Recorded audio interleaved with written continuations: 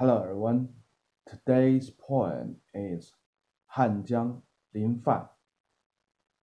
This poem was written during the time he visited the city of Xiangyang City, and it's in the same period with the last video, 哭孟浩然.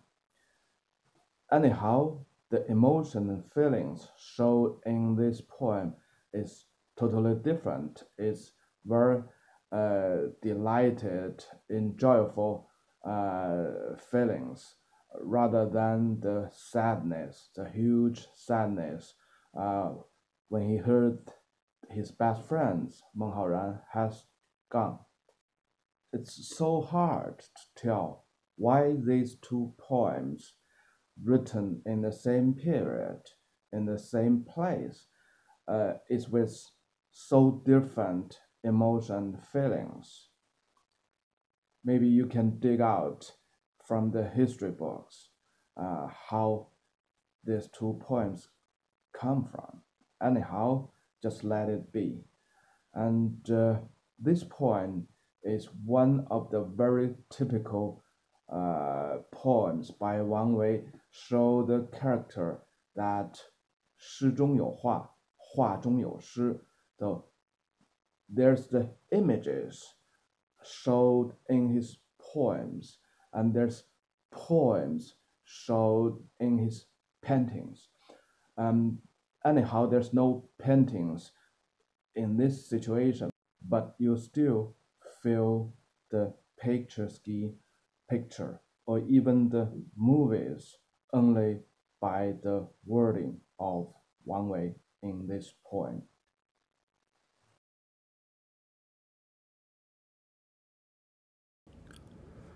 汉江临泛，王维。楚塞三湘接，荆门九派通。江流天地外，山色有无中。郡邑浮前浦，波澜动远空。襄阳好风日，留醉与山翁。汉江临泛， so the Han River, that's a very famous river. So the Han Dynasty, the name is coming from this river. A lot of the very important history stories or events has happened along this river. So Wang Wei is taking a business trip from the capital city Chang'an and down to the south, and he stayed in this place, Xiangyang City, along the Han River side for a couple of days, and then he continues go south further. And along the Han River at this Xiangyang place, actually there's two big towns in each side of the river. In the south, the town was called Xiangyang, and in the north, the town was so-called Fancheng. But normally, in generally, this place or the cities in this area is so-called Xiangyang City. Linfan, Lin is from the above and look down, and Fan is taking a cruise, taking a boat, have a tour on the boat. So Hanjiang Linfan tells very clearly he's having a tour on the Han River with a big boat, because the Lin tells he's looking down from a higher place. 楚塞三湘接，荆门九派通。楚塞 refers to the city of Xiangyang City. So in the more ancient time, that's the boundary city between the Qin kingdom and the Chu kingdom, the most two important kingdoms in the warrior states. So this place, this city, is such an important, famous, and strategic city. And even till the Yuan dynasty, Song and Yuan dynasty, when the Mongolian army want to conquer the Song dynasty, this place became a key strategic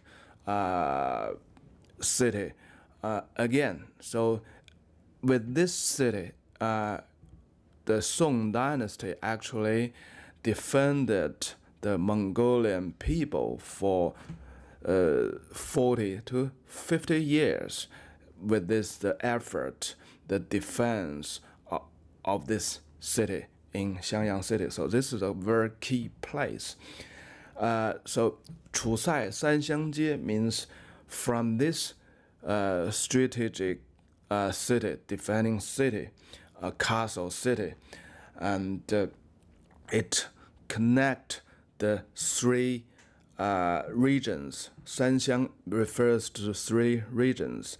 It's in the Hunan province today, and also today the Sanxiang is an alternative name for Hunan province. So as a normal tour on the boat, no matter how big the boat it is, you look the surroundings, the two sides of the river, maybe a little far, the mountains in the far away, in 10 kilometers, 20 kilometers away. But Wang Wei looked beyond. He looked into something 1,000 miles away in his mind. So that's the creativity of a typical Tang poet. With such imagination or thought in his mind, so the second sentence is quite naturally. 荆门九派通. Jingmen is a city's name, still exists today. So it's also one of the very strategic castles for the Chu country. So this is also correspondent to the first sentence, Chu Sai. And from the Chu Sai, it connects to the another 9 rivers, branch rivers along the Yangtze River. So 九派 means the 9 branch rivers along the Yangtze River. So let's review the two sentences together. 楚塞三湘接. So from the Xiangyang city, which I'm touring right now, I can see the vast land of the Chu kingdom in the ancient warrior states. And that's basically the area of Hunan province and Hubei province today. 荆门九派通. So from another castle belong to the Chu kingdom, Jingmen, so it's another Chu castle.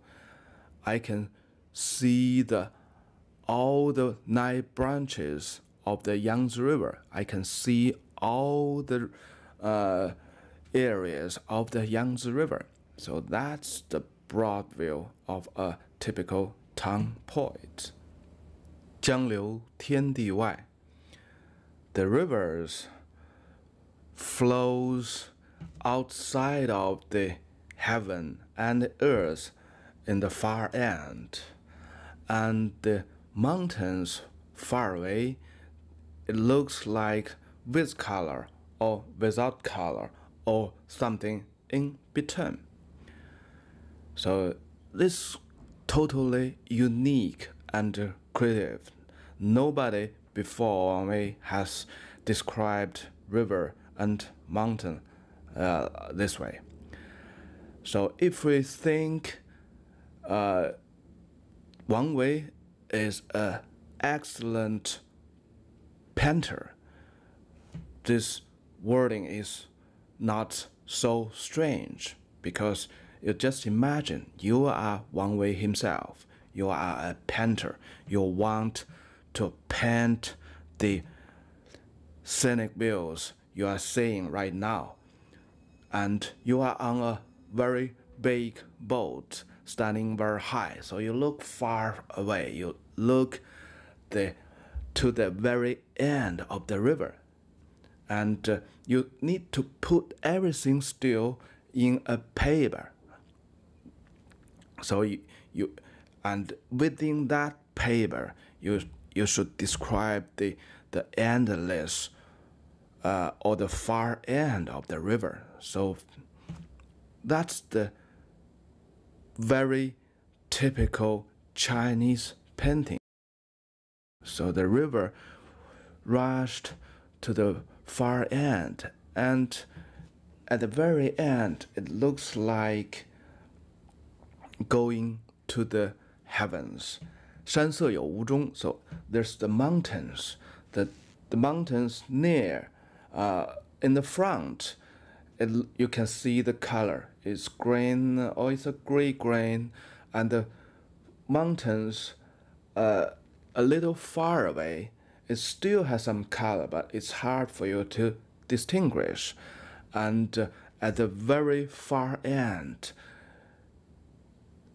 you may not distinguish it's the mountains or not, or it has the colors or not. It just melted in the sky, in the heavens. So just think, take yourself as a painter. You try to paint all these things. Use the Chinese painting techniques. So that's the word here. 江流天地外. The river flows outside of the heaven and the earth, and the mountains, some has colors, some don't have colors, some maybe have some color. 郡邑浮前浦，波澜动远空. Though the previous two sentences is a Chinese picture, and these two sentences is a video clips. 郡邑, the towns, the cities along the Han River, is floating in front of the riverside. So in reality, the boat is floating, but here Wang Wei used also one of the Chinese painting techniques, that he don't paint exactly of the real stuff. He paints the things he thought which could be in his mind. So because the poet Wang Wei is standing or sitting on the boat, he's with the boat, and the boat in reality is floating up and down along the river. But in his own thoughts, that could be the towns alongside floating, not himself. So that's the same thing in the next sentence. 波澜动远空. So the waves, normally I've been to this river, I have been to this city. Normally the river is quiet. There is no waves at all. But at this circumstances, apparently this wave and big waves, the big waves move the clouds up far away in the skies. So that's also the man's side by Wang Wei himself. It is not the reality. The wave in the river can never move the sky, the air, the clouds in the skies, but in that very moment, the poet felt that way, and he write down precisely what he sings. And when we're reading these poems, we can feel how big the wave it is. It's such a big wave, it's a frightening wave, perhaps. And also, when we look back to the previous sentence, 郡邑浮前浦, the towns alongside the river is floating. So that's also because of the big waves. And even sometimes the big wave will shadow the towns in the far side. So that's the excellent techniques Wang Wei employed in this poem, and that's the most famous for in this poem.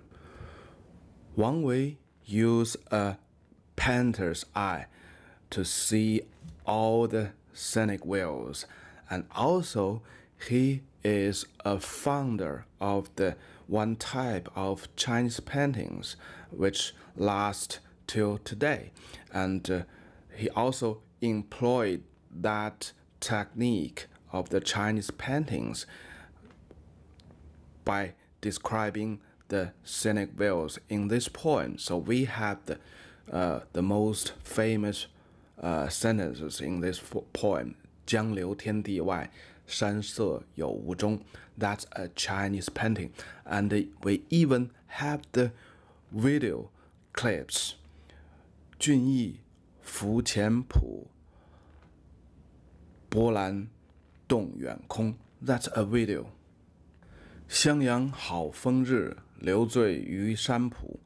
Xiangyang, the city's name, has such a nice scenic views, and in this very moment, the only thing need to notice is 风日 refers to two things. 风 refers to the scenic view. 日 refers to the timing. So at this very place, at this very moment, this city is so nice. 留醉于山翁. So I would rather to stay here, get drunken with 山翁, the people locally. 山翁 actually is a real historical figure hundreds years ago, before Wang Wei, who liked to drink and who is always get drunken, and he's a local governor, very famous local governor. And here Wang Wei borrowed the name to refers to the local persons. So he 留醉于山翁 means I would rather to stay here, get drunken with all the local peoples. Okay, let's review this poem again. The poet Wang Wei started with an aerial view. He looked to the vast land of the Chu kingdom, and then he extended to his eyesight to the whole range of the Yangtze River. That's several thousand miles inland. That's a vast land. And then he get back to his touring boat and look far beyond, and with a Chinese flavored camera to take a picture on the river, to take a picture on the mountains in the far end. And then he took a video camera again and shoot on the towns alongside the rivers, and shoot on the waves and the sky above the waves. And finally, he concluded that's a very nice place, that's a very excellent timing. I would rather stay here and get drunk. So the last two sentences actually they're routing sentences. It's nothing special. So if we examine this poem with the classic point of view, 诗言志, in this poem, it's a very so-so poem because at the very end he just said, I would rather stay here to get drunk with the local people. That's a good thing, but that's not good enough for a people who is devoted to the country, to the people on the land. So in this sense, this point is just a very so-so point. But along the history till today, this poem is still a quite famous poem because the camera things. He used a Chinese camera to take static pictures, and then he used a video camera to describe the very vivid, dynamic movies, I should say. You can feel it. It's quite ordinary in today's pictures, movies. You started with an aerial view and then you pinpoint to some of the very featured pictures. But just imagine this is all something 1,300 years ago, and this effect is achieved by only wording, very simple, concise wordings. That's the great tongue poetry techniques by Wang Wei. Okay,